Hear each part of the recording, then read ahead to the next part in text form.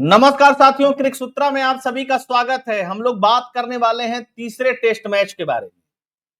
आज तीसरा test match शुरू हो जाएगा, यानी 10 जुलाई से लॉर्ड्स के मैदान पे भारत और इंग्लैंड के बीच में तीसरा टेस्ट मैच खेला जाएगा। हम लोग कुछ स्टैट्स की बात करेंगे, लेकिन पिछले मैच में जो बुरी तरीके से अंग्रेज हारे, इंग्लैंड हारी, उसकी वजह से इंग्लैंड की टीम डरी हुई है। और जो इंग्लैंड के पुराने खिलाड़ी थे, इस टूर्नामेंट के शुरू होने से पहले भारत को बच्चों वाली टीम बता रहे थे, उनके भी हवाइयां उड़ी हुई हैं। वो भी परेशान है कि भाई ये तो मतलब जबरदस्त टीम है यार, बड़ी मार कुटाई कर रही है। अच्छा, शुभमन गिल फॉर्म में है, केएल राहुल फॉर्म में है, यशस्वी जायसवाल फॉर्म में है, ऋषभ पंत फॉर्म में है, और गेंदबाज कम से कम 2 तो फॉर्म में है ही है। बाकी और खिलाड़ियों का भी कंट्रीब्यूशन है। लेकिन लॉर्ड्स में जो पिच है और जो पिच रिपोर्ट अब तक आई है, बताया जा रहा है कि उस पर काफी मात्रा में घास है। अब जब काफी मात्रा में घास है तो यानी मतलब ग्रीन पिच है। और ग्रीन पिच का मतलब हुआ सीधे सीधे कि भैया आपको कम से कम 4 फास्ट बॉलर खिलाने ही पड़ेंगे अगर अंग्रेजों को लॉर्ड्स में फिर से कूटना है तो। अब लॉर्ड्स का रिकॉर्ड समझ लीजिए। भारत पहली बार कपिल देव और चेतन शर्मा की अगुवाई में, बॉलिंग की अगुवाई में 1986 में पहला टेस्ट मैच जीता था। टोटल 19 टेस्ट मैच लॉर्ड्स में खेले गए हैं भारत और इंग्लैंड के बीच में। उसमें से भारत मात्र 3 जीता है, 4 ड्रॉ कराए और 12 इंग्लैंड ने जीते हैं। तो स्टैट्स को अगर देखेंगे तो लॉर्ड्स में बहुत अच्छा स्टैट्स नहीं है भारत का। खैर, एजविस्टन टेस्ट जो था बर्मिंघम में खेला गया था, वहां तो भारत कभी नहीं जीता था, लेकिन ऐसा जीता कि वैसा कभी नहीं जीता।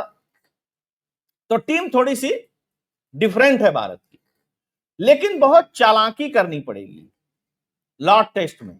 और वो चालाकी क्या होगी भारत की? बॉलिंग और बैटिंग का जो कॉम्बिनेशन होगा वो जबरदस्त होगा। लॉर्ड्स की एक और खासियत है, अगर वहां पे आप धैर्य बना करके खेलते हैं तो रन भी बहुत बनते हैं, क्योंकि बताया जाता है कि लॉर्ड्स का जो मैदान है उसकी आउटफील्ड बहुत तेज है। तो अगर आप जम जाते हैं, आप धैर्य से खेलते हैं, थोड़ा संभल करके खेलते हैं, आपको उछाल लेती हुई गेंदें बहुत परेशान नहीं करती है, तो कोई समस्या नहीं, क्योंकि ये सफेद बॉल नहीं है, ये लाल बॉल है। और जब लॉर्ड्स के घास के मैदान पे बॉल उछाल मारती है ना गुरु, तो वहां जो लफुआ बल्लेबाज होते हैं, लफुआ बल्लेबाज का मतलब ये हुआ कि जो वहां आड़ा तिरछा खेलने वाले होते हैं उनको बड़ी समस्या होती है।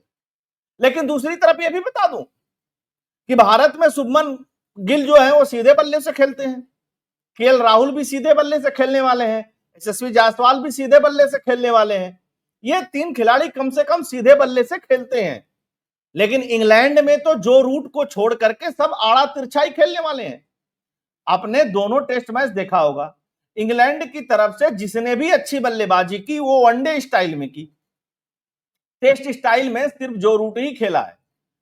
तो यह भी एक बहुत समझने वाली बात है कि जो रूट को छोड़ करके अगर वो बहुत इस तरीके की घास वाली पिच बना देते हैं और भारत की के बल्लेबाजों को आउट करने के लिए या भारत के चक्कर में, तो उनके लिए भी समस्या है।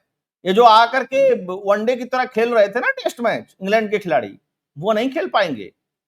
और मुझे लगता है कि तीसरे टेस्ट मैच में जसप्रीत बुमराह, आकाशदीप और सिराज, ये तीनों की जो तिकड़ी है वो कमाल करेगी। लेकिन एक बात और बता दो कि जिस जिस मैच में बुमराह नहीं खेलते हैं, भारत के बॉलर बढ़िया प्रदर्शन करके भारत को जिता देते हैं। पिछले कम से कम 16 मैचों में यही हुआ है।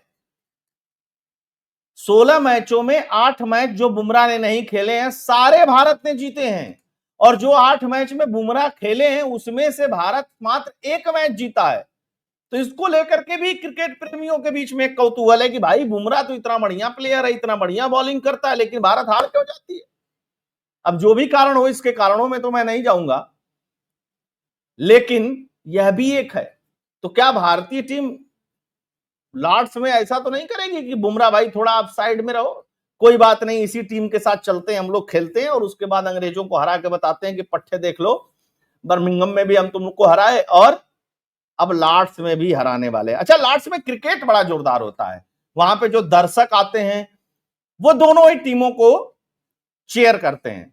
इसलिए करते हैं क्योंकि वहां कहा जाता है कि लॉर्ड्स में क्रिकेट देखने का मतलब है कि आप किसी भी टीम के खिलाड़ी हो, अगर आप अच्छा परफॉर्म कर रहे हैं तो तालियां बराबर बजती रहती हैं।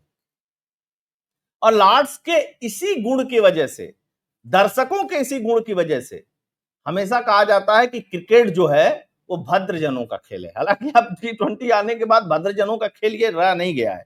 तो एक तो ये आंकड़ा कि भारत वहां 3 टेस्ट जीता है केवल, लेकिन इंग्लैंड की भी बात बता दूं, 145 टेस्ट खेले इंग्लैंड ने लॉर्ड्स में, 60 जीते हैं और उसमें से 30 के आसपास ड्रॉ हैं और बाकी टेस्ट हारे हैं। तो ऐसा भी नहीं है कि इंग्लैंड अजेय है लॉर्ड्स में, लेकिन मैक्सिमम हराया किसने है?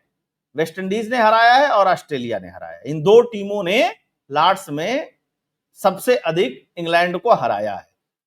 तो ये भी अपने आप में एक रिकॉर्ड है, ये भी अपने आप में एक देखने वाली बात है।